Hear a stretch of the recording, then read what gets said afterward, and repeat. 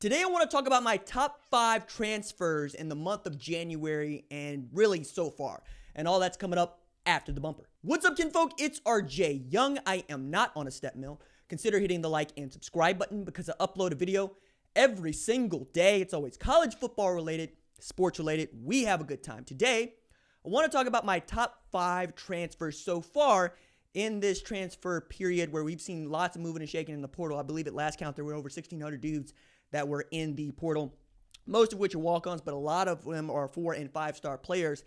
And one of the ways in which I think we can actually couch this conversation and have a good one about who got what and when is whether or not that transfer fills a need for that program and how well we think that transfer fits into the culture of that program. So at the top of the list, I got Xavion Alford going to SC from Texas. Xavion was a 4-star safety at Texas, recruited by Todd Orlando, played for 1 year under Chris Ash before deciding to take it out to LA, where I think he's going to be really an answer for you at free safety, replacing Talanoa Hufanga, who has entered the NFL draft after putting together an outstanding junior season.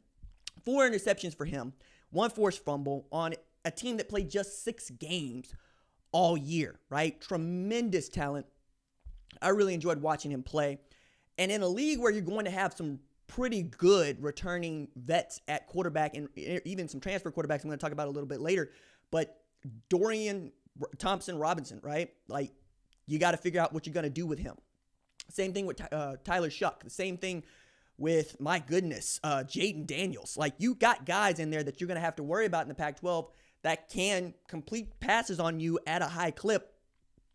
And I think if you have a dominant free safety, especially with Todd Orlando wanting to blitz everything almost as much as Todd Grantham, you can take those sorts of chances, and that's what Talanoa Hufanga allowed for them to do.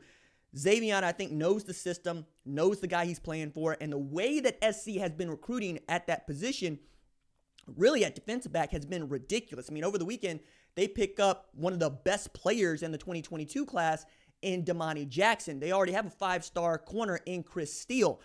They just got a bunch better. So that's the reason why I got Xavion Alford right there at 1, Texas to SC. Next on the list, I got Charlie Brewer, Baylor to Utah. Now, Utah could have 3 other dudes on this list for me.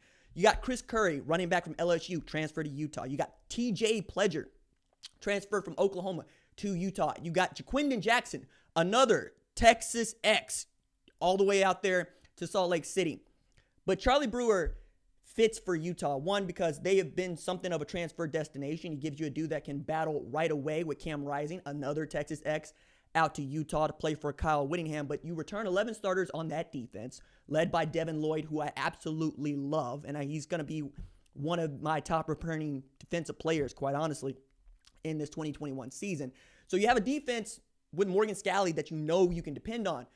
But Charlie Brewer adds a layer to this in that he is one of the best completers of passes, well, in the history of high school football. Like, I believe he still holds the record for completion percentage in a season and a career after what he did in high school. And then add the layer of he's been to the Sugar Bowl. He knows what it means to compete in a conference championship game against one of the better teams in the country. And I think Utah can really start thinking of themselves as being a favorite to win the Pac-12 South. I think it's going to be them and or SC. Arizona State, we'll see what happens over there. I like Arizona State. They were a dark horse for me last year this time as we were ramping up for the 2020 season, and then the coronavirus derailed all of that. But Charlie Brewer gives you a capable winner, a capable leader, a grad transfer, so you don't have to worry about whether or not he's going to be eligible to play. And he gives you the kind of passing threat that you haven't had in some time, right? I mean, some people want to give that to Tyler Huntley a few years ago, but I don't, right? And Jake Bentley just wasn't that dude. That he was an athlete playing quarterback for me.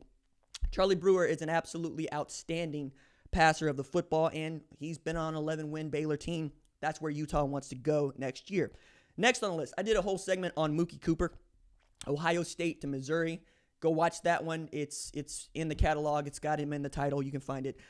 Tennessee, Ty Chandler going to North Carolina. Tennessee running back Ty Chandler going to North Carolina. He's number 4 on the list. He fills a definite need for North Carolina. It's one of the reasons I like it so much is it's great fit. You lose 2,000-yard rushers in Javonte Williams and Michael Carter to the NFL draft. You're going to need to replace that kind of production behind him to give Sam Howell an opportunity to take you to the ACC championship game where they could be there at the end playing at Clemson for the ACC title. Recruited, I think, by Robert Gillespie at the time, who's now Alabama's running back coach, but Robert Gillespie was slowly putting together a nice stable of backs over there at North Carolina. Ty Chandler, along with Eric Gray, was part of what I thought was going to be one of the better 1-2 punches in college football. Didn't turn out that way because Tennessee has been something of a dumpster fire here the last few years. But you add a really talented back who's probably going to get the bulk of the carries on a team that's going to need to run the football well. I really like the fit of Ty Chandler at North Carolina coming from Tennessee. And then last on the list of 5, Charleston, Rambo, Oklahoma to Miami. You got a deep threat coming into Miami that helps you replace some needed production from like a Brevin Jordan. And the number of passes that were being dropped that D'Eriq King was throwing was just too high for me. And Charleston Rambo has a great set of hands, and he's a tremendous downfield threat. You're not going to be able to overthrow him. He's got legitimate 4.4 speed, probably gets down in the 4.3 range. The last time I saw him at his best was at Pro Day, like this time last year. This 2020 didn't go as well as he did, but really, or as well as he would have wanted it to. But I also think one of the reasons that he chose to transfer is because the stable of wide receivers at Oklahoma is one of the 3 best in the country, and I'm going to do a segment on that. But I like the move because Rambo has first-round talent.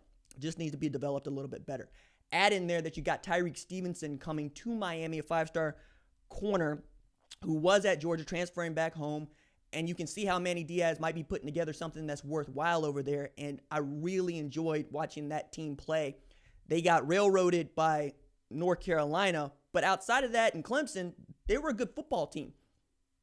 Get to Oklahoma State, you lose D'Eriq King to an ACL injury. Oklahoma State ends up winning that game. But the other thing to like about Charleston Rambo is he, too, knows what it means to play in the college football playoff. He knows what it means to win conference championships. You add some more conference championship pedigree. And I'm a big believer in guys that are used to winning, bring winning with them. It's actually one of the things that Lincoln Riley recruits around at quarterback. His first criteria is the guy a winner. You can tell that by the win-loss records. While we agree that wins are not a quarterback stat, we do recognize that a winning culture travels. And if you have that coming into somebody's program where they're just trying to get over the hump, that might be enough to get it over. That's why Jalen Hurts was recruited to Oklahoma, was to try to get them over that playoff hump, get to a win, because that guy had been to where Oklahoma had not been.